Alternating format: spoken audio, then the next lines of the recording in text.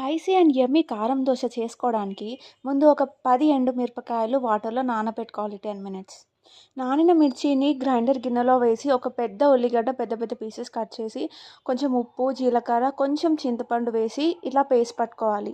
ఈ పేస్ట్‌ని మనం ఫ్రిడ్జ్‌లో స్టోర్ చేసుకొని 1 వీక్ టు 10 డేస్ వరకు యూజ్ చేసుకోవచ్చు. ఇప్పుడు దోస పాన్ పెట్టుకొని, దోస పిండి వేసుకొని స్మూత్‌గా దోస వేసుకోవాలి. ఇలా వేసుకున్న దోస పైన ఒక లిడ్ కవర్ చేసేసి ఎగ్జాక్ట్‌లీ 30 సెకండ్స్ టు 1 మినిట్ ఉంచాలి. 30 సెకండ్స్ తర్వాత ఇలా అవుతుంది. దోస ఇంకా ఎక్కువ కాలక ముందే మనం ప్రిపేర్ చేసుకున్న కారాన్ని దోస మొత్తానికి స్ప్రెడ్ చేసుకోవాలి. కారం ఎక్కువ తినని వాళ్ళు ఈ కారంలో కొన్ని వాటర్ యాడ్ చేసి కూడా దోస మీద వేసుకోవచ్చు.